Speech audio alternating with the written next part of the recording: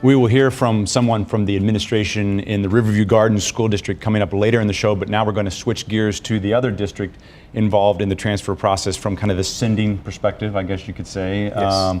As the son of a teacher, I know you guys put in a lot of hours, well past the final bell. A lot of commitments tonight for all of our school districts, board meetings. You just came from a board meeting. This is Philip Boyd from the Normandy School District, the Assistant Superintendent of Support Resources. Thanks for making the time for us. We really appreciate you coming back to the show as well. Thank you for this opportunity. So an update on the transfer process. We've just heard our journalists talk about the hardship financially this has been on the Normandy School District. What can you tell us? Well, we're continuing to plan and figure out what we need to do to make sure that if we have to make appropriate cuts, we will. But we continue to try to approach it in a really, I think, full way, in a very, in a way that's going to make sure that we're looking at our needs in terms of operations, that we make sure that we're preserving the needs of the kids, making sure that we have enough teachers in the classroom. So it's really about making sure that we have enough resources. It becomes, of course, more difficult when you're talking about an effect. One of the problems with the transfer situation is that people think that 1 + 1 = 2. When you start talking about the transfer and the cost, it's actually 1 + 1 = 3. Even though we lost about 23% of our students, it's actually more so costing us 30% of our resources to cover both the tuition and the transportation. Getting to know you just a little bit through the show and through covering this with KSDK, I know you're passionate. I know the people you work for are passionate. Are you worried? What is this? Is this stressful time for you guys? Oh, I would say that there's definitely stress, but I mean, when you work at a school district, you kind of expect that. I mean, it's a kinetic pace, and it's a privilege. It's a privilege to be able to work with the people of Normandy, both in terms of my colleagues. We've got a fantastic superintendent, Dr. McNichols, and we've got a wonderful community. And I think what gets kind of lost in a lot of this conversation is that we have an amazing community of people, amazing community that includes fantastic partners like UMSO, like Beyond Housing. We have amazing small businesses there, but we do have our struggles. And I think that from a community standpoint, we just want to make sure that we have a collective impact, bringing everyone together. Now, the transfer situation throws some levels of difficulty, but I think that's what makes this so compelling is, we really believe that we're going to turn this around because it's about a community impact. It's not just about someone being the genius. It's about people working together, people finding best practices and putting those into operation. Okay, so what are you doing? What are you telling, what do you want parents to know? I know there were parents who showed up on the first day of school to cheer on the students who decided not to transfer. What do you want them to know about what you guys are doing? How can you turn it around? Well, one of the ways that we're turning around is the way that we're looking at concentrations in literacy and in STEM. We're really looking at how do we educate the whole child to make sure that they're truly college and career ready. One of the ways that we do that is we make sure that we're infusing across the curriculum this understanding of deep literacy, a lot more writing, a lot more authentic learning, really making connections. When you're in an English class, it's not just about learning English. It's about saying, you're learning a skill. Literacy is a skill.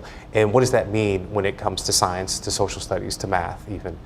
And so we also are approaching things differently. If you look at our culture, I mean, in terms of our disciplinary rate, it's way down from what it was last year.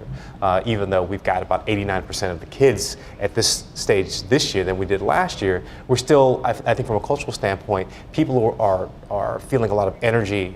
It's not doom and gloom. It's people are feeling very hopeful. There's a lot of learning. There's a lot of excitement because people know we're going to turn this around.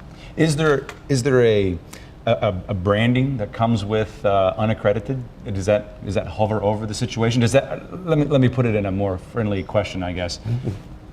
Just the fact that label is there, is that a challenge? It's only a challenge from the standpoint of the misinformation that comes from that.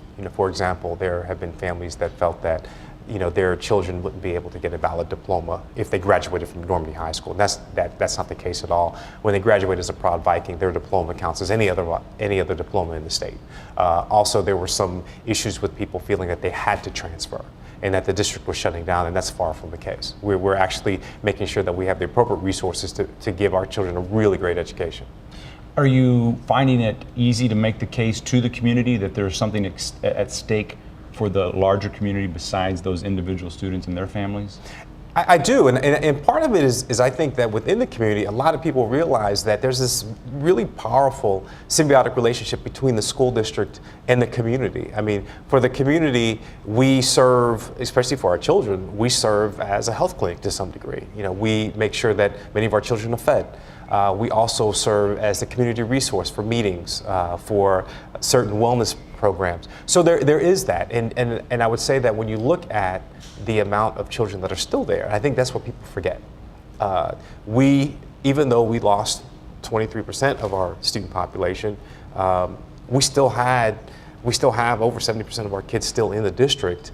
And plus, if you look at our enrollment last year at this point, we're only 11% under where we were last year at this point.